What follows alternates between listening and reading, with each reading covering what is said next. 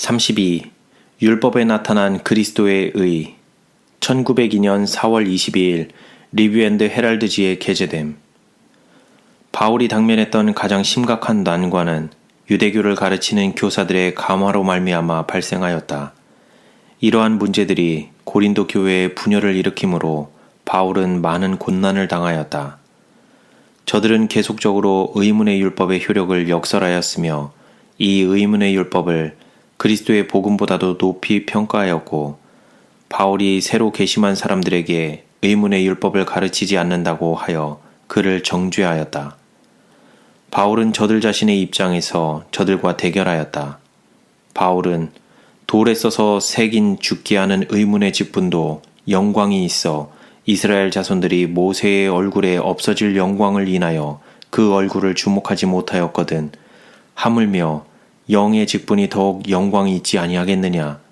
정죄의 직분도 영광이 있은즉 의의 직분은 영광이 더욱 넘치리라고 말하였다. 신의 산에서 두려운 위험 가운데 반포하신 하나님의 율법은 죄인에게 주는 정죄의 발표이다. 정죄하는 것은 율법의 직분이며 율법에는 용서하거나 구원하는 아무런 능력이 없다. 율법은 생애를 위하여 제정된 것으로 그 교훈에 일치하게 행하는 사람들은 순종의 보상을 받게 될 것이다. 그러나 그 율법은 율법의 정죄 아래 그대로 남아있는 사람들에게는 속박과 사망을 가져다 준다. 율법은 말할 수 없이 거룩하고 매우 영광스러웠으므로 모세가 손에 돌비를 받아들고 하나님과 같이 있었던 거룩한 산에서 내려왔을 때 그의 얼굴은 영광의 광채를 반사하여 백성들이 고통을 느끼지 않고 바라볼 수 없었으며 모세는 불갑을 수건으로 그의 얼굴을 가리울 수밖에 없었다. 모세의 얼굴에 비쳤던 영광은 율법 가운데 나타난 그리스도의 의의 반영이었다. 율법 자체에는 영광이 없으며 그리스도께서 율법 가운데 구현될 때에만 영광이 나타나는 것이다. 율법에는 구원하는 능력이 없다. 그리스도께서 의와 진리에 충만하신 형상으로 나타나실 때만을 제외하고는 율법에는 아무런 영광의 광채가 없다. 희생제물을 바치는 봉사의 예표와 그림자와 모든 예언들은 그리스도의 계시를 통하여 세상에 이르게 될 자비와 은혜에 대해서 어둡고 희미한 견해를 주었다. 모세에게 그리스도를 가리키는 예표와 그림자의 깊은 의미가 공개되었다. 모세는 예표가 원형을 만날 때, 즉 그리스도께서 죽으실 때 폐지되어야 할 그 의식의 종국적 목적을 보았다. 따라서 그는 오직 그리스도를 통해서만 인류가 도덕적인 율법을 지킬 수 있음을 보았다. 이 율법을 범함으로 인간이 이 세상에 죄를 가져왔고 그 죄로 말미암아 사망이 이르게 되었다.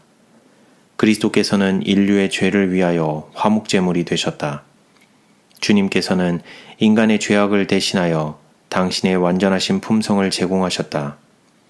주님께서 친히 불순종의 저주를 짊어지셨다. 희생제물과 헌물들은 그가 치르셔야 했던 희생을 미리 예표하였다. 죽임을 당한 어린 양은 세상 죄를 지고 갈 어린 양이신 주님을 예표하였다. 폐지되어야 할 그 의식의 실물을 바라보는 것은 율법에 나타나신 바 되고 모세의 얼굴에 광채를 주신 그리스도를 바라보는 것이었다. 돌비에 기록되고 새겨진 율법의 직무는 사망의 직무였다.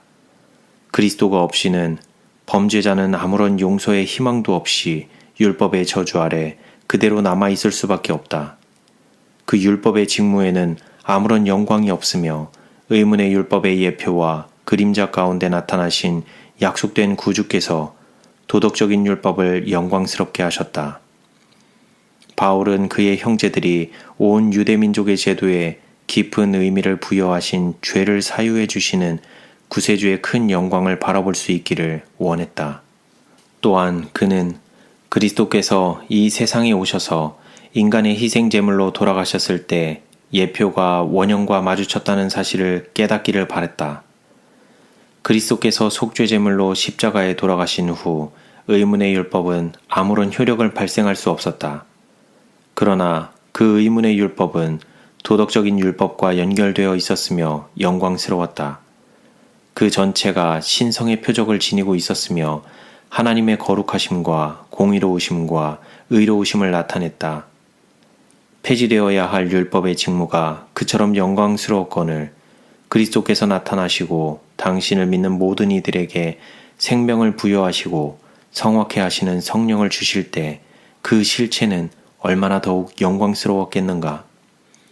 십계명의 율법의 선포는 하나님의 영광과 존엄하심에 대한 놀라운 전시였다.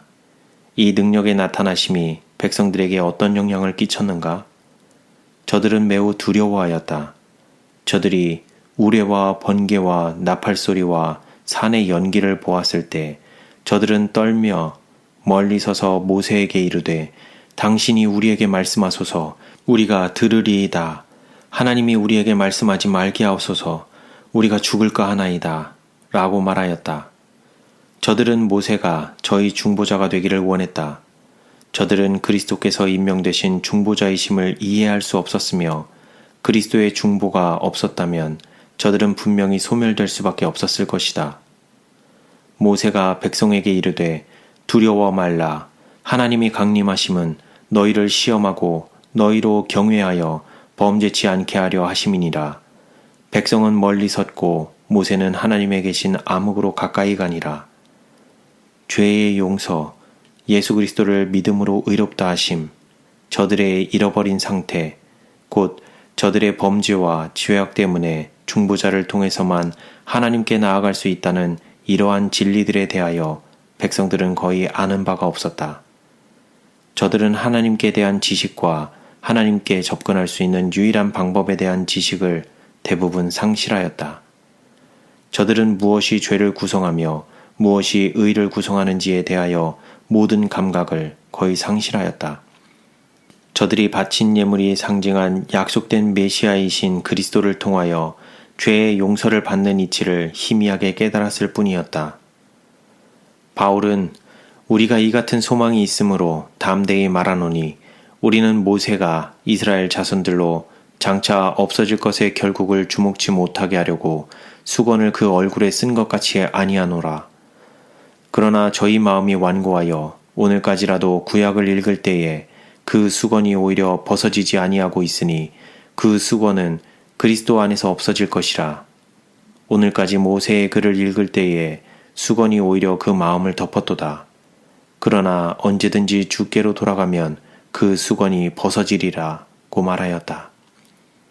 유대인들은 그리스도를 메시아로 받아들이기를 거부하였으며 저들의 의식이 아무런 의미가 없다는 것을 깨달을 수 없었고 저들의 희생제물과 예물들이 그 중대성을 상실했다는 사실을 이해하지 못하였다. 완고한 불신으로 말미암아 저들 스스로 가리운 수건은 아직도 저들의 마음을 어둡게 하고 있다. 만약 저들이 율법의 의이신 그리스도를 받아들이기만 한다면 그 수건은 벗겨질 것이다. 그리스도교계의 많은 영혼들도 저희 눈과 마음을 어둡게 하는 수건을 쓰고 있다. 저들은 폐지되어야 할 그 의식의 종국을 바라보지 못한다. 저들은 그리스도의 사망 시에 폐지된 것은 오로지 의문의 율법이었다는 사실을 깨닫지 못하고 있다. 저들은 도덕적인 율법은 십자가에 못 박혔다고 주장한다. 저들의 이해력을 어둡게 하는 수건은 너무나 두껍다. 많은 사람들의 심령은 하나님과 전쟁을 하고 있다. 저들은 하나님의 율법에 복종하지 않는다. 저들이 하나님의 정부의 법칙에 일하지 않는 한 저들에게 있어서 그리스도는 아무 쓸모없는 존재가 되어버린다. 저들이 그리스도를 저희 구세주라고 말할는지는 모르나 주님께서는 마침내 나는 너희를 알지 못하노라. 그대들은 거룩한 율법을 범한 것에 대하여 하나님께 진정한 회개를 하지 않았으며 하나님의 율법을 존귀케 하는 것이 나의 사명이었으므로 그대들은 나에게 대한 순수한 신앙도 가질 수 없다고 말씀하실 것이다. 그리스도의 품성의 사본. 바울은 우리 시대의 목사들이 대담하게 나타내고 있는 것처럼 도덕적인 율법이나 의문의 율법을 그렇게 나타내지 않았다.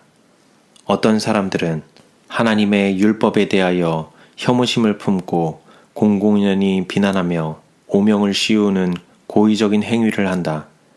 이처럼 저들은 하나님의 존엄하심과 영광을 멸시하며 모욕한다.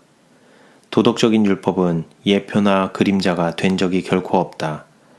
도덕적인 율법은 인간이 창조되기 이전에 존재하였으며 하나님의 보좌가 없어지지 않는 한 그 율법은 영원히 존재할 것이다. 하나님께서는 인류를 구원하기 위하여 당신의 율법 중 단 한 가지의 계명도 변화시키거나 고칠 수 없으시다. 그 이유는 율법이 당신의 정부의 기초가 되기 때문이다.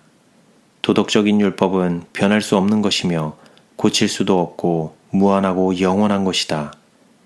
인류를 구원하기 위하여 또한 율법의 명예를 보존하기 위하여 하나님의 독생자께서 죄를 위한 희생 제물로서 당신 자신을 바쳐야 할 필요가 있었다. 죄를 아시지 못하는 주님께서 우리를 위하여 죄가 되셨다. 주님께서는 우리를 위하여 갈바리에서 돌아가셨다. 주님의 죽으심은 인류를 위한 하나님의 놀라운 사랑과 당신의 율법의 불변성을 나타내었다. 그리스도께서는 산상보훈의 말씀 가운데서 내가 율법이나 선지자나 폐하러 온 줄로 생각지 말라. 폐하러 온 것이 아니요 완전케 하려 함이로라. 진실로 너희에게 이르노니 천지가 없어지기 전에는 율법의 1.1획이라도 반드시 없어지지 아니하고 다 이루리라 고 선언하셨다. 그리스도께서는 율법의 저주를 지셨으며 그 율법의 징벌을 받으셨고 당신께서 하나님의 율법을 지킬 수 있었던 위치에 인간을 두시기 위하여 또한 구세주의 공로를 통하여 인간이 용납될 수 있게 하기 위하여 모든 계획을 수행하셨다. 당신의 희생에 의해서 영광이 율법 위에 비치었다.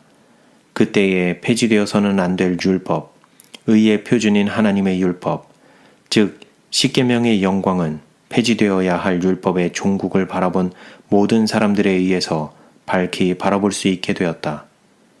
우리가 다 수건을 벗은 얼굴로 거울을 보는 것 같이 주의 영광을 보매 저와 같은 형상으로 화하여 영광으로 영광에 이르니 곧 주의 영으로 말미암음이니라. 그리스도께서는 죄인의 대언자이시다. 그리스도의 복음을 받아들인 이들은 수건을 벗은 얼굴로 주님을 바라보게 된다.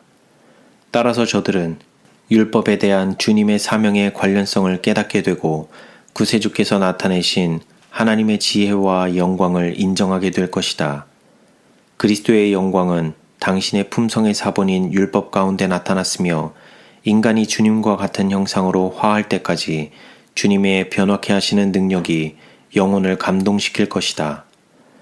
저들은 거룩한 성품의 참여자들이 되며 더욱더 저희 구세주처럼 닮게 되고 저들이 완전한 표준에 이를 때까지 하나님의 뜻에 일치하기 위하여 착실하게 발전해 나갈 것이다.